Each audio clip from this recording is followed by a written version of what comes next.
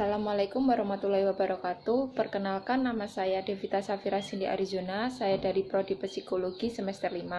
Di sini saya akan membacakan materi pengantar psikologi Islam. Sejarah psikologi kontemporer.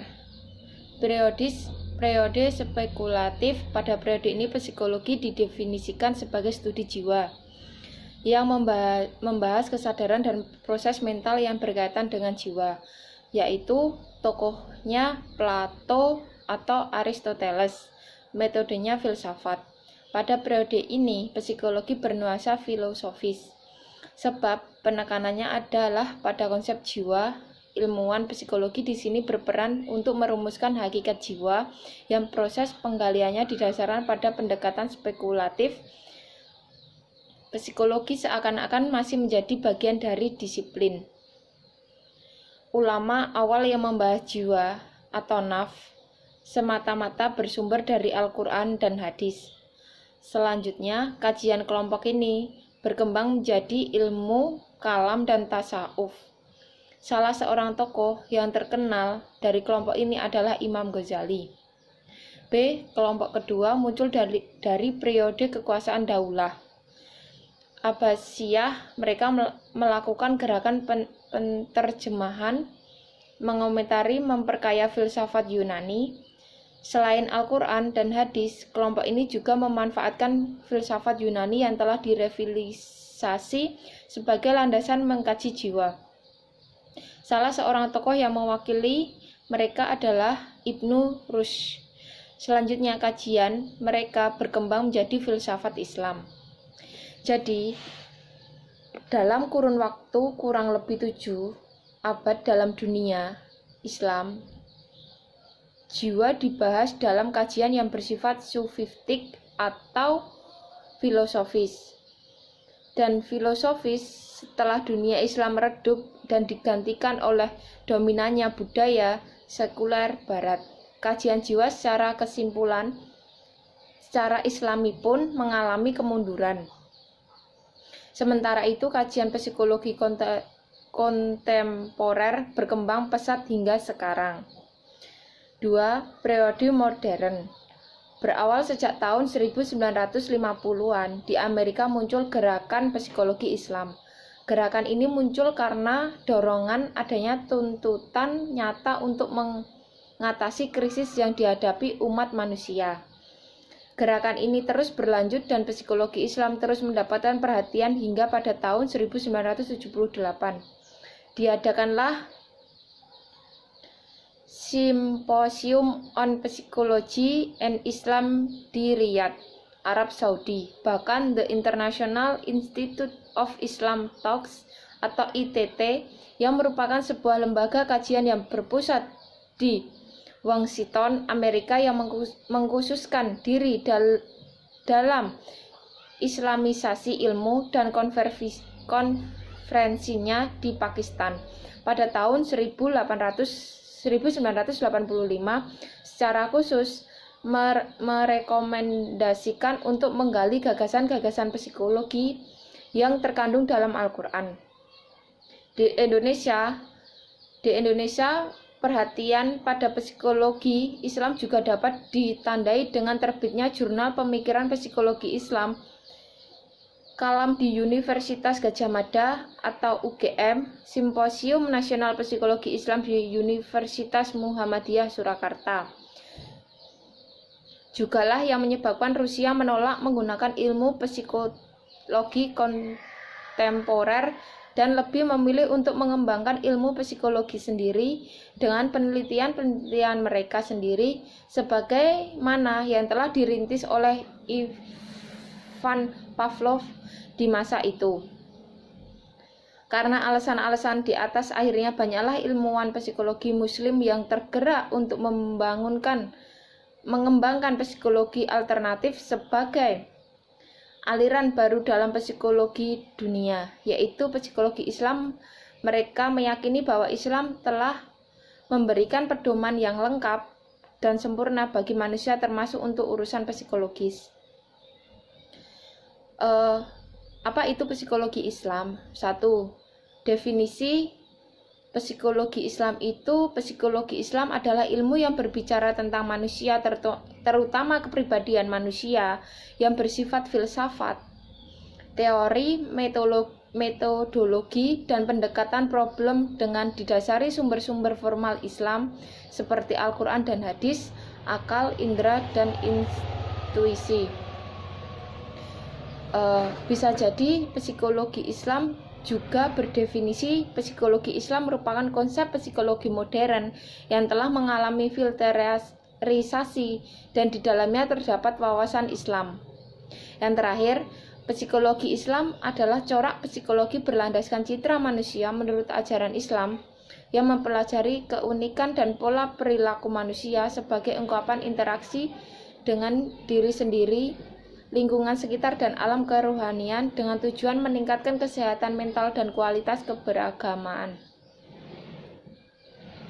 Lebih lanjutnya, menurut beliau, jika ruang lingkup psikologi kontemporer terbatas pada 3 dimensi, yaitu dimensi fisik atau biologi, dimensi kejiwaan, dan sosial kultur, sementara itu psikologi Islam juga mencakup dimensi kerohanian, dimensi spiritual, suatu wilayah yang menjadi pantangan dan tidak pernah disentuh oleh psikologi kontemporer.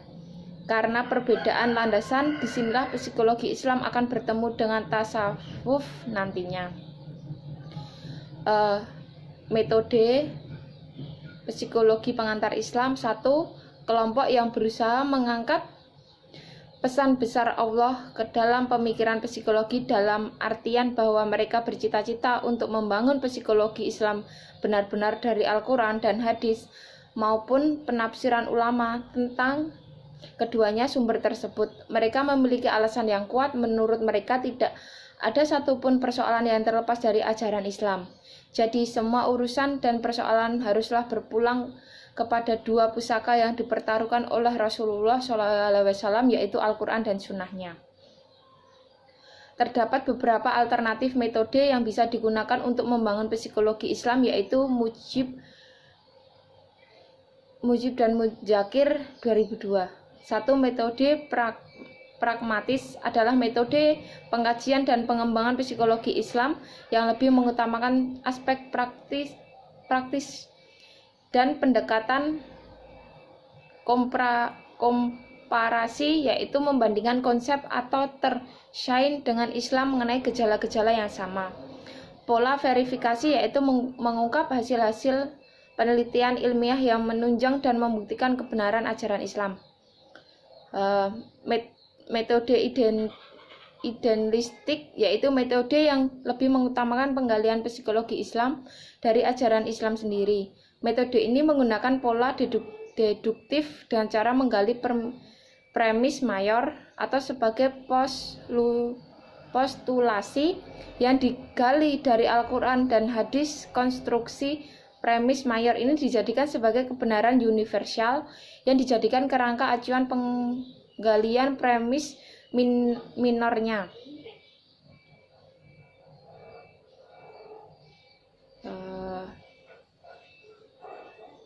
Kenapa harus ada psikologi Islam? Karena 1. Psikologi ketidakpuasan akan teori-teori psikologi kontemporer dan kesadaran ilmu psikologi Muslim bahwa ketika mereka mengkaji psikologi, mereka merasa sebagai seorang Muslim yang berprofesi sebagai ilmuwan psikologi, bukan seseorang ilmuwan psikologi yang kebetulan beragama Islam.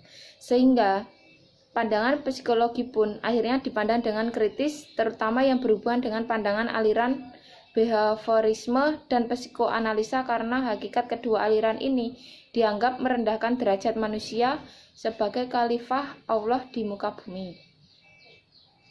Latar belakang kebudayaan dan karakteristik masyarakat dianggap penting untuk dipertimbangkan. Teori yang dikembangkan di suatu daerah dengan budaya serta karakteristik masyarakat tertentu kadangkala tidak sesuai diaplikasikan di daerah lain dengan karakteristik masyarakat dan budaya yang berbeda atau kultur efisial bias. Psikologi kontemporer yang umumnya dibangun oleh ilmuwan psikologi Amerika dan Eropa Barat dianggap kurang sesuai dengan kondisi masyarakat Indonesia yang berlandaskan kebudayaan timur, dan sebagaimana besar juga Muslim. Alasan sementara itu menawarkan definisi sebagai berikut: kajian Islam yang berhubungan dengan aspek-aspek dan perilaku kejiwaan manusia agar secara sadar ia dapat membentuk kualitas diri yang lebih sempurna dan mendapatkan kebahagiaan hidup di dunia dan di akhirat. Psikologi Islam periode klasik. Psikologi Islam itu sebenarnya telah dimulai sejak Islam ada, sejak zaman Nabi Muhammad SAW masih hidup. Namun pada perkembangannya kajian mengenai jiwa atau nafs terpecah menjadi dua kelompok utama, yaitu kelompok pertama, periode ini berlangsung dari zaman kenabian hingga Daulah Umayyah. Mereka adalah generasi 1996. Diterbitkannya sejumlah buku yang bernuansa psikologi Islam serta dilakukanlah dan dilaporkanlah beberapa penelitian bertema psikologi Islam. Dibukanya fakultas dan jurusan psikologi di lingkungan IAIN dan perguruan tinggi agama Islam swasta.